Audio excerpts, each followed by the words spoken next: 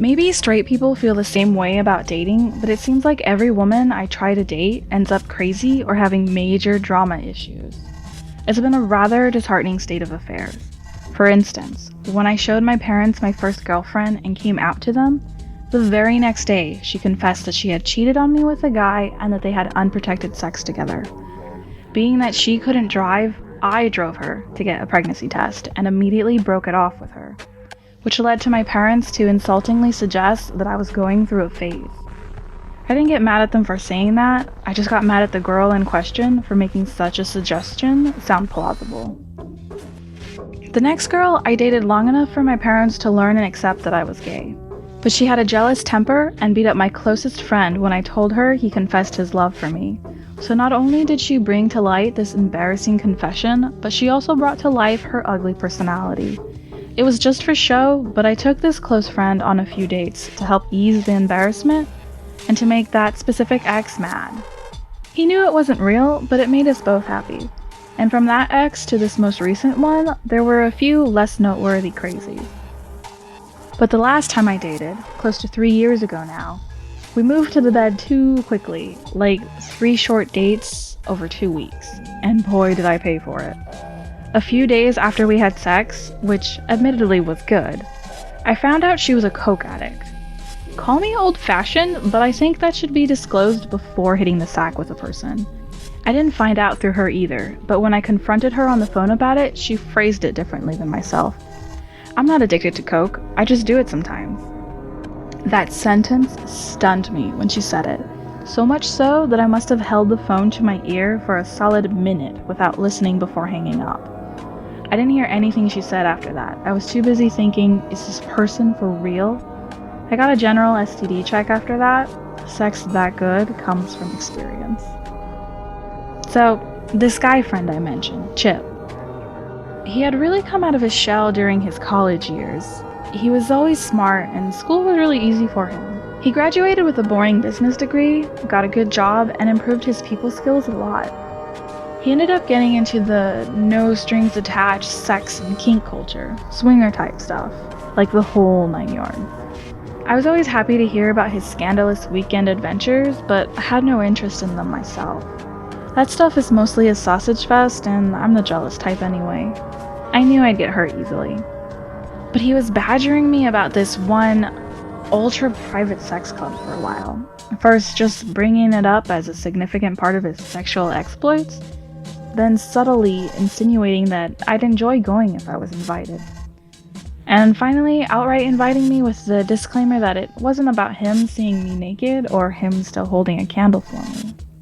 Every part of me thought it was a bad idea, but I believed that he believed I would enjoy it. Again, I really require commitment from a person, and I have trust issues because, who doesn't have trust issues? But the thought of watching really piqued my interest. Even if it was a guy and a girl, watching might be fun, if not just for the novelty of it. For the story, you know? Oh, wait, I guess I should tell you about the club itself, shouldn't I? From what I gathered, a very wealthy woman converted what used to be a YMCA into a private bathhouse, essentially for private orgies. The halls for the men's locker room were used for gay sex with minor amounts of privacy, while the men's shower room was for gay sex with no privacy at all. The women's rooms functioned the same way, but for lesbians.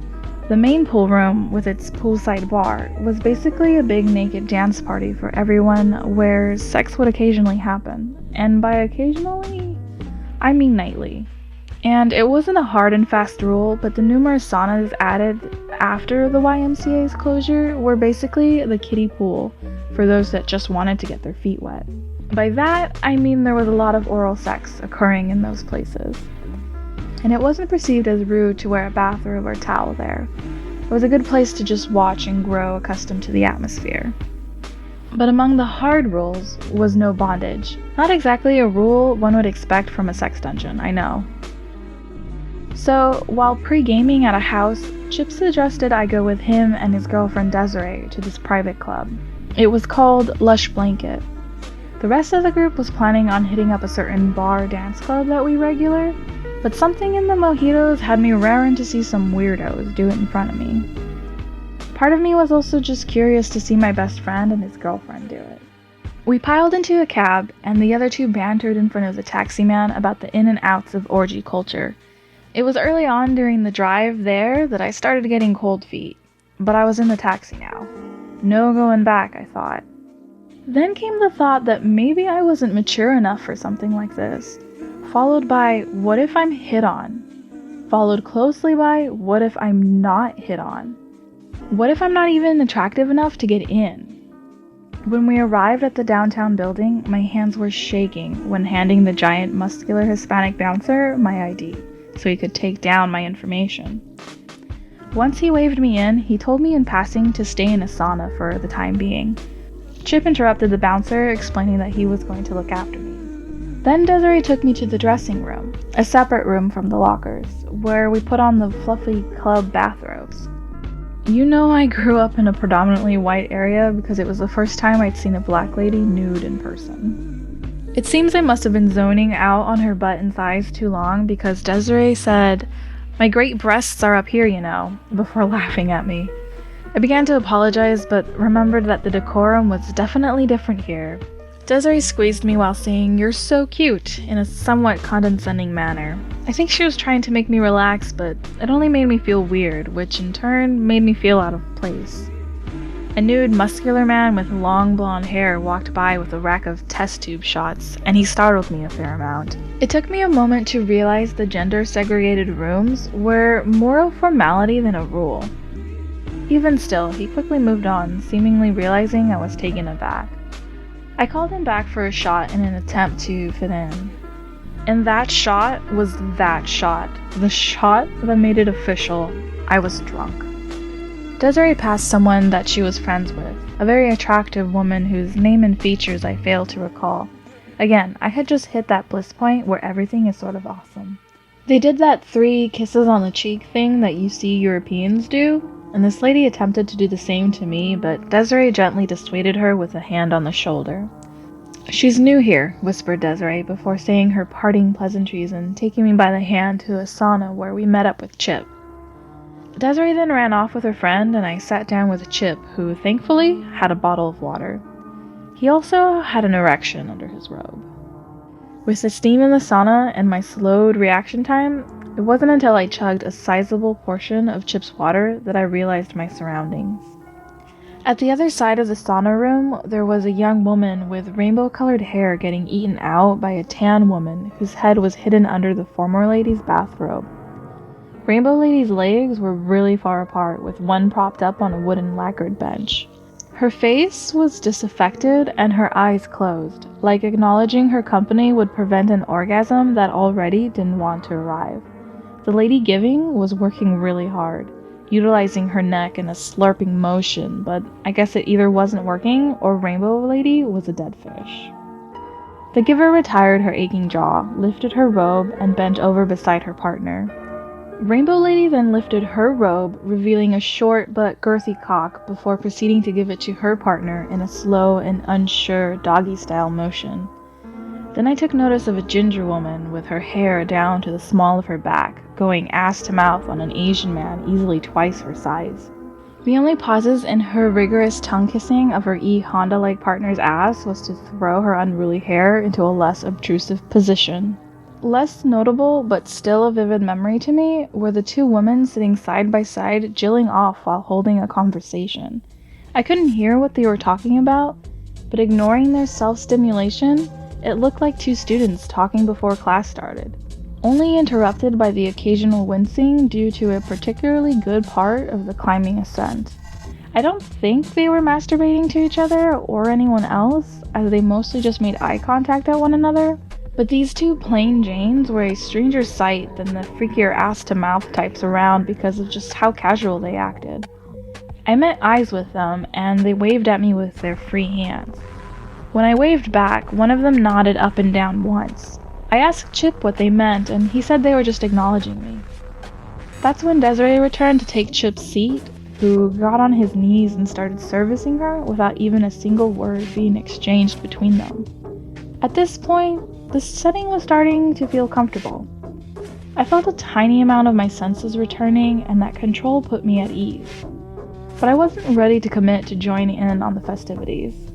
It was as though most people were on the dance floor and I was against the wall, waiting for someone to pull me off it. Desiree asked if I was okay with a hand on my shoulder. I was. I just didn't know what to say or do. So I just watched. Until I started feeling too relaxed and even a little lightheaded. The steam, alcohol, and lack of inhibitions had me feeling loose. So I asked Desiree where I could get some caffeine. She offered to show me, but I didn't want to interrupt. She said, "Don't be silly, sweetheart. I'll escort you there." I refused her help and restated I just wanted directions. It was almost like Desiree was treating me like a pet. For the sake of our friendship, I blamed it on the alcohol.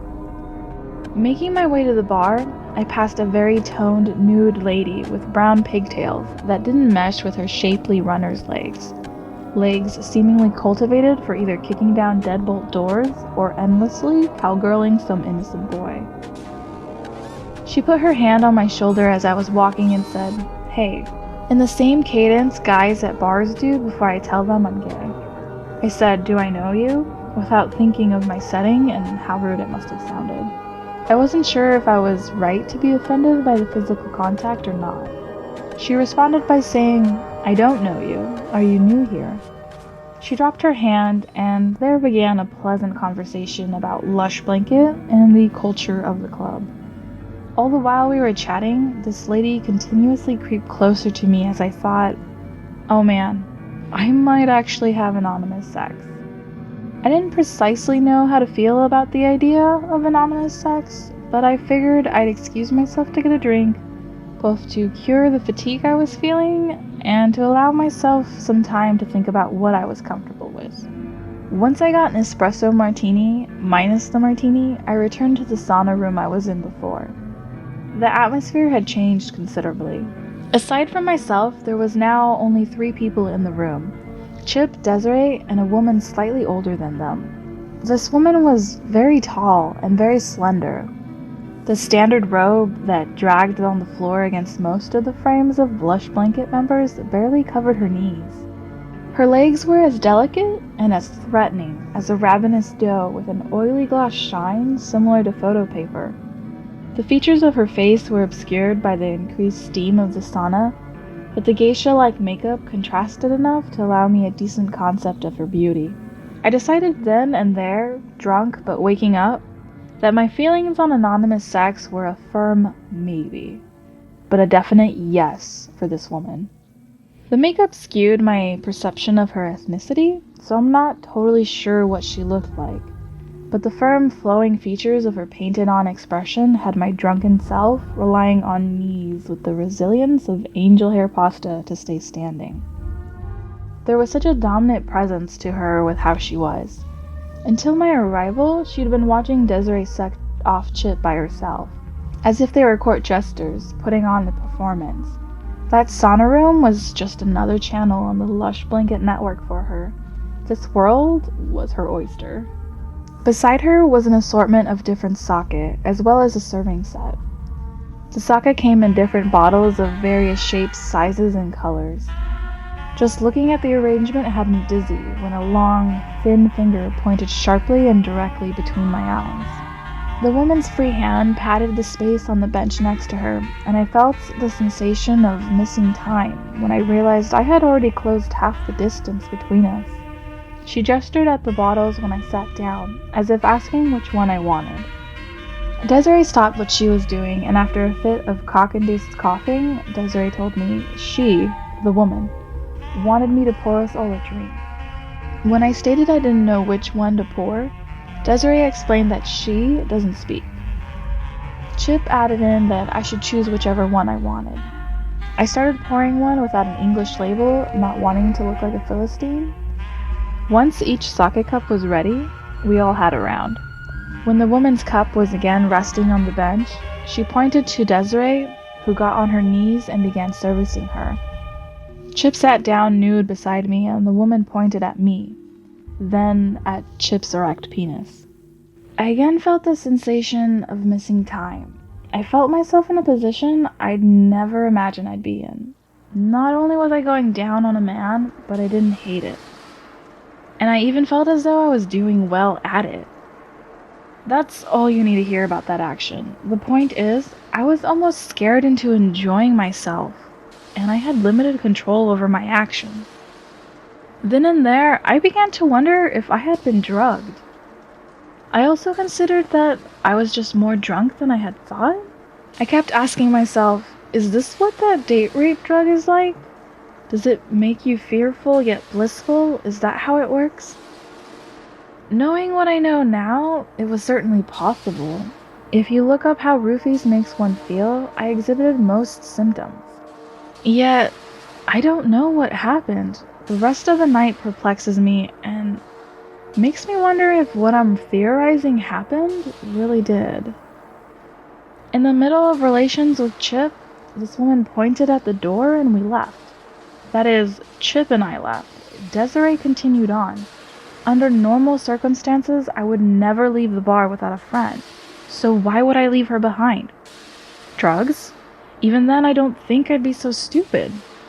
That woman just pointed, and when I looked into her fierce eyes, I did it.